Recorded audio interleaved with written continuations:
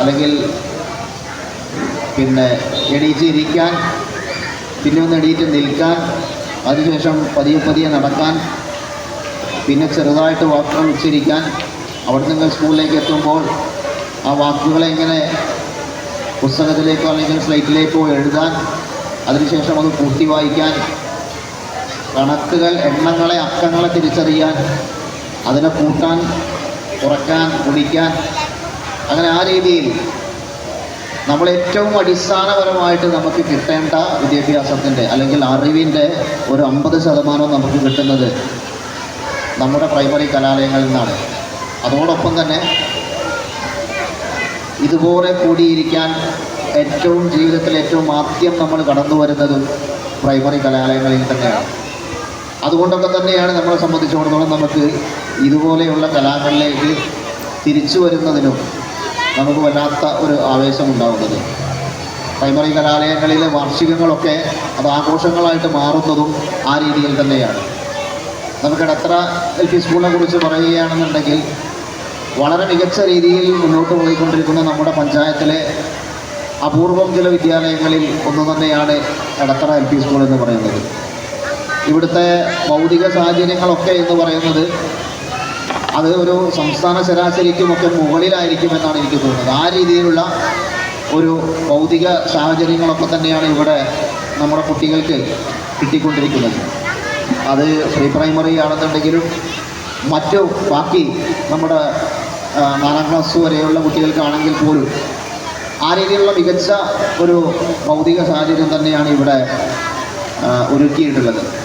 ഇപ്പോൾ ഈ അടുത്ത കാലത്ത് സംസ്ഥാന സർക്കാരിൻ്റെ ഒരു സ്പോർട്സ് സബ്മിറ്റ് എന്ന് പറയുന്ന ഒരു പദ്ധതി എന്ന് വെച്ച് കഴിഞ്ഞാൽ എല്ലാ പഞ്ചായത്തുകളിലും എല്ലാവിധ സ്പോർട്സിനും ഗെയിംസിനും വേണ്ടിയുള്ള സൗകര്യങ്ങൾ ഒരുക്കി കൊടുക്കുന്നതിന് വേണ്ടിയുള്ള ഒരു കൂട്ടായ ആലോചനയാണ് സ്പോർട്സ് സബ്മിറ്റ് എന്ന് പറയുന്നത്.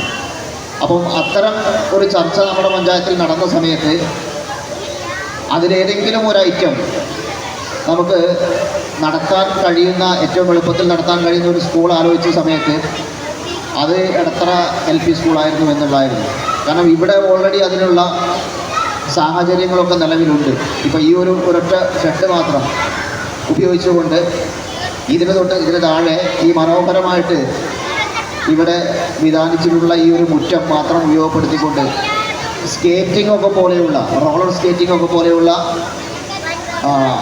ഐറ്റം ഗെയിംസ് കുട്ടികളെ പരിശീലിപ്പിക്കുന്നതിന് വലിയ പ്രയാസമൊന്നുമില്ല എന്നുള്ളതാണ്.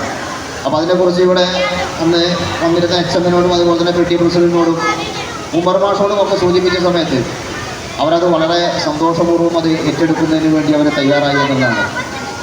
അപ്പോൾ നമ്മളത് പിന്നെ അത്ര വൈകാതെ തന്നെ അതിനുള്ള പരിപാടികൾ നമുക്ക് തുടങ്ങാമെന്നാണ് കരുതുന്നത്. റോളർ സ്കേറ്റിങ്ങിൻ്റെ ഒരു പരിപാടി നമുക്കിവിടെ അതിനുള്ള ഭൗതിക സാഹചര്യം ഉണ്ട് എന്നുള്ളതാണ് മനസ്സിലാവുന്നത്.